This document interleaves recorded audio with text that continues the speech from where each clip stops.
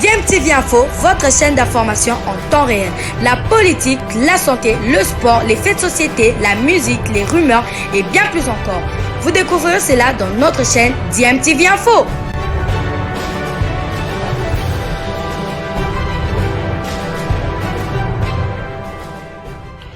Vous êtes sur DMTV, bonjour ou bonsoir, tout dépend de l'heure à laquelle vous nous suivez. Tout plaisir est pour nous de vous retrouver, mais surtout de savoir que vous êtes nombreux en train de suivre votre chaîne YouTube DMTV. DMTV qui vous propose l'actualité, vous propose également des analyses et des réflexions sur des sujets d'actualité, sur des faits sociaux, tout simplement sur des réalités que nous observons ici chez nous en République démocratique du Congo. C'est l'heure de notre tour d'horizon. Un tour d'horizon qui nous permet d'échanger avec vous sur l'actualité concernant certains de nos internationaux. Et pour le numéro d'aujourd'hui, nous le débutons par l'Angleterre et sa première ligue. Toujours pas de victoire pour Yohan Wissa et Brentford FC. Brentford fait match nul de 0-0 à domicile après-midi contre Crystal Palace. Match comptant pour la 25e journée de Première Ligue. Un nul qui laissera sans doute des regrets chez les Bis qui enchaînent un 7e match de suite sans victoire. Yohan Wissa était titulaire mais il n'a pas terminé le match. Il a été remplacé à 10 minutes de la fin du match. La disette continue malheureusement pour l'attaquant congolais. Après son nul contre Crystal Palace, Brentford reste statique à la 14e place au classement avec 24 petits points. Toujours en première ligue anglaise. Watford et Edo KMB au bord du gouffre. Les Ornais chutent à domicile 0-2 devant la formation de Brighton dans le cadre de la 25e journée. Malgré le changement d'entraîneur. Watford et Edo KMB peinent toujours à enregistrer leur première victoire après 12 matchs consécutifs dont la dernière remonte contre Manchester United en novembre dernier. L'international congolais Edo KMB titulaire pour la 5e fois de suite a été remplacé tout juste après la mi-temps. Watford FC s'enfonce dans la crise et se classe 19e avec 15 points dont 4 victoires, 3 nuls et 16 défaites. Restons en Angleterre mais pas en Première Ligue. Cette fois allons en Championship, la 2e division anglaise, où Fulham et Kebano plus fort que Hull City. L'international congolais, Niskens Kebano, a participé à la victoire de son club de Fulham 1-0 hier samedi 12 février face à Hull City pour le compte de la 30e journée de la Championship. Fulham a eu des difficultés sur le terrain de Hull City hier après-midi.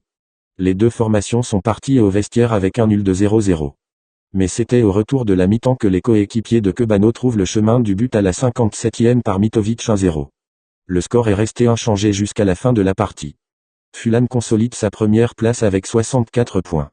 Le club de Kebano reste sur une série de 7 matchs sans défaite et le Congolais a participé à toutes ces rencontres. Chapeau bas à Niskens Kebano. Quittons enfin l'Angleterre. Allons cette fois en Turquie mais après cette courte pause. En Turquie, depuis son retour de blessure et le licenciement de son coach portugais, Vitor Pereira à Fenerbahçe. Le capitaine des Léopards Marcel Tisserand a perdu sa place de titulaire et ne joue quasiment pas avec le club stambouliote.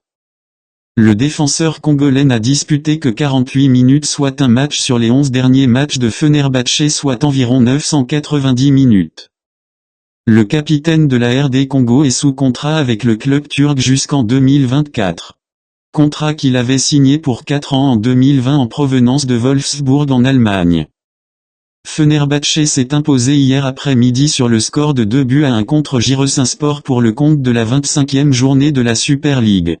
Marcel Tisserand a été laissé encore une fois sur le banc de touche. Quittons la Turquie, revenons sur le continent.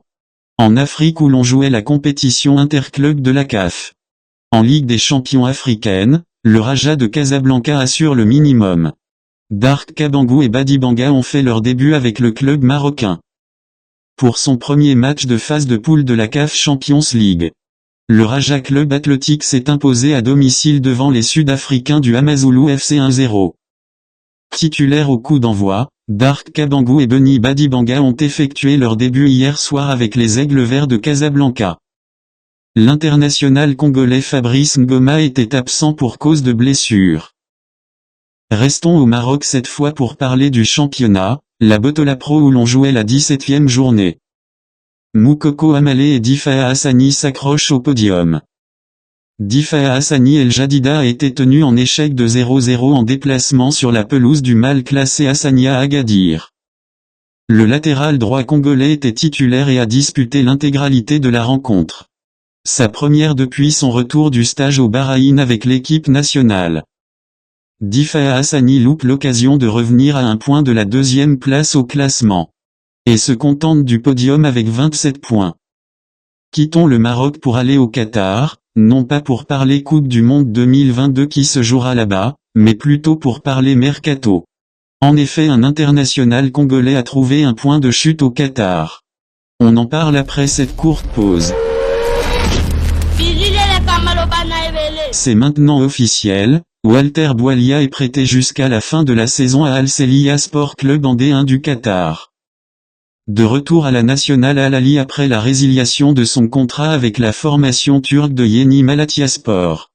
L'international congolais une fois de plus pour 6 mois chez la Lanterne Rouge de la Qatar Star League.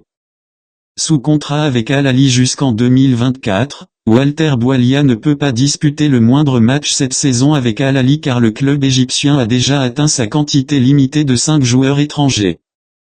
Souhaitons-lui bonne chance. Quittons le Qatar pour l'Arabie Saoudite où l'on jouait la 20e journée du championnat. Premier succès de Christian Luyendama avec son nouveau club. Après 3 matchs successifs sans victoire, Al Tahawoun créait la surprise sur le terrain d'Al Raed. Les coéquipiers de Christian Luyendama se sont largement imposés 0-3. Remplaçant pour la deuxième fois, le défenseur congolais a fait son apparition à la 55e minute de jeu. Al Tahawoun s'éloigne de la zone de relégation et occupe provisoirement la 11e place du championnat avec 21 points. Chutons avec ce tour d'horizon en Afrique du Sud où se jouait la Coupe d'Afrique du Sud. Mauvaise nouvelle. L'international congolais Nathan Idumba et Cape Town City sont éliminés dès les 16e de finale de la compétition. Cape Town City s'incline 1-2 face à Royal AMFC lors des 16e de finale de la Nedbank et ne verra pas les 8e. Le défenseur congolais a pris part à l'intégralité de cette rencontre.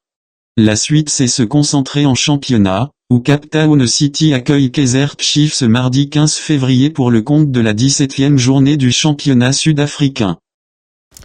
Voilà, nous sommes de retour et merci à vous de nous avoir suivis. Merci de continuer à faire confiance à votre chaîne DMTV et nous espérons en tout cas que ce sujet vous aura plu et si c'est le cas, laissez-nous un maximum de j'aime. Merci de partager avec nous aussi votre point de vue en nous laissant un commentaire. Abonnez-vous si vous êtes nouveau ou ancien et que vous ne vous êtes pas encore abonné. N'oubliez pas d'activer la petite cloche de notification en cliquant tout simplement sur celle que vous verrez apparaître dès que vous serez abonné parce qu'elle vous permettra de ne plus rien manquer des prochaines vidéos que nous vous proposerons. Encore une fois, merci à vous, avec espoir de vous retrouver très bientôt avec un autre sujet d'actualité. En attendant, portez-vous bien et DMTV vous dit au revoir.